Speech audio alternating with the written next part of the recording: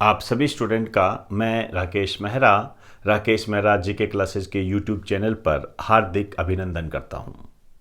दोस्तों, कांस्टेबल के संबंध में जो मार्किंग की समस्या सामने आ रही है, वास्तव में काफ़ी अद्भुत समस्या है और शब्दों के हेर फेर के कारण कुछ गलतियां हो जाती है और शब्दों की जो ये गलतियां हैं उसी को ही मैं आपको बताने आया हूं और मैं आपको यहाँ पर ये बताऊंगा कि इसमें कौन सी बात सही है, एक्यूरेट कौन सी बात है, आपने कौन सी बात को फॉलो करना है वो भी बताऊंगा। हालांकि इससे पहले मैंने एक वीडियो अपलोड किया था, उसमें मैंने उन शब्दों के आधार पर वो वीडियो बनाया जो आपके पेपर में लिखे हुए थे।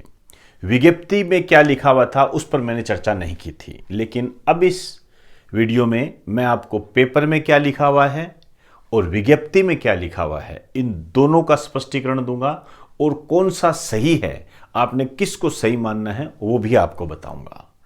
तो आपके सामने ये दो बातें मैंने लिखी है, एक तो विज्ञप्ति नोटिफिकेशन के संबंध में और एक आपका जो पेपर है उसमें जो शब्दावली लिखी हुई है, जो वर्डिंग लिखी हुई है, उसका अर्थ क्या है। पहले मैं पेपर की बात करता हूं। देखिए, प्रत्येक सही उत्तर के लिए 1/2 अंक दिया जाएगा।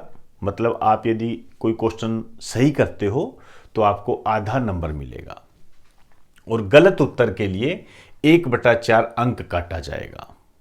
अब इस शब्दावली को देखें तो ये फार्मूला बिल्कुल सही बैठता है और सटीक बैठता है। जैसे 6 क्वेश्चंस है, 6 क्वेश्चंस में आपने पहला क्वेश्चन सही किया तो आपको +1/2 मिलेगा, मतलब 1/2 अंक मिलेगा। दूसरा क्वेश्चन भी आपने सही किया तो आपको +1/2 मिलेगा। टोटल जब हम देखते हैं तो आपको 1 नंबर मिलेगा।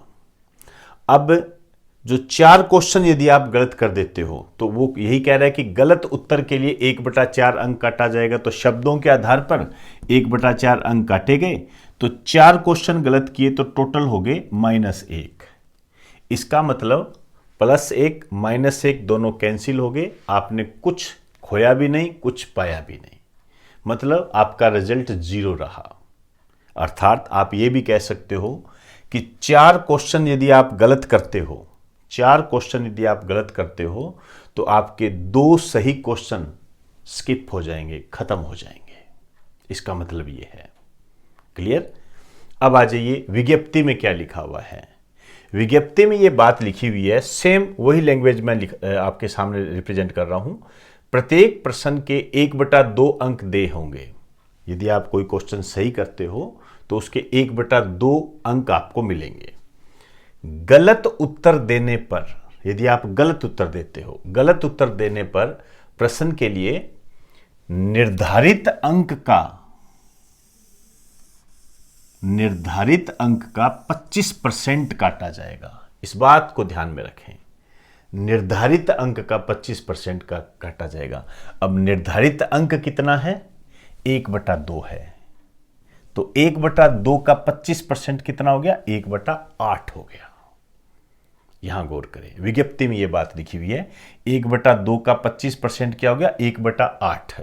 मतलब यहां पर आप लिख सकते हो 1/8। अर्थात यदि हम शब्द को दोबारा पढ़ें, प्रत्येक प्रश्न के 1/2 अंक दे होंगे और गलत उत्तर देने पर प्रश्न के लिए 1/8 अंक काटा जाएगा, क्योंकि इस पूरे का जो अर्थ है वो 1/8 निकलता है। क्लियर? अब यदि 1/8 की तुलना करते हैं तो एग्जाम्पल के तौर पर हमने 10 क्वेश्चन लिए हैं। 10 क्वेश्चन में से यदि आपने 2 क्वेश्चन सही किए तो आपको +1/2 के आधार पर 1 नंबर मिल गया। अब यदि आप 8 क्वेश्चन गलत करते हो, ध्यान से सुनिए, 8 क्वेश्चन गलत करते हो तो 1 क्वेश्चन गलत किया तो -1/8 आपका कटेगा। क्लियर? तो 8 क्वेश्चन गलत किए तो आपका 1 नंबर कटेगा। इस स्थिति में आपका परिणाम भी क्या हो जाएगा? 0 हो जाएगा। तो कहने का मतलब यह है, यदि विज्ञप्ति के शब्दों को हम देखें तो आपका यदि 1 क्वेश्चन गलत होता है तो 1/8 अंक कटेगा, और यदि पेपर की वर्डिंग देखते हो तो आपके 1 क्वेश्चन यदि आपका गलत होता है तो आपका 1/4 अंक कटेगा। इसका मतलब ये है। अब कौन सा सही है? देखिए, नियमानुसार जिसको सही माना जाता है पेपर में मिस प्रिंटिंग मानी जा सकती है। अब इसमें यदि इंग्लिश होता तो इंग्लिश में बहुत ज़्यादा स्पष्टीकरण देखने को मिल जाता, लेकिन इसके अंदर इंग्लिश थी नहीं, इस कारण से दुविधा का भी सामना करना पड़ा।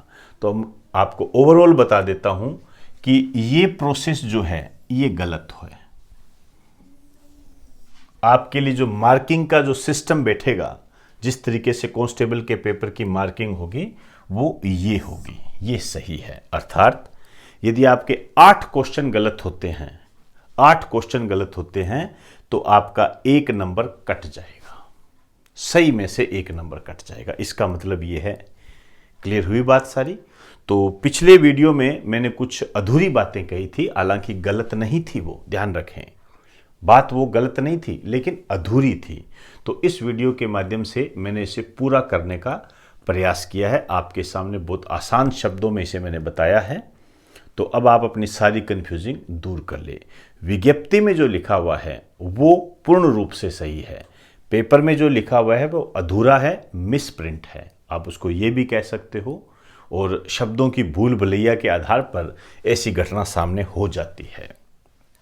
तो दोस्तों, अब बगैर कंफ्यूजिंग के आप सभी आने वाले एग्ज़ाम जैसे पटवारी है, एनटीपीसी है, उनकी तैयारी डटकर करते रहें, क्योंकि अभी क्या है, आपकी तैयारी चरम सीमा पर है।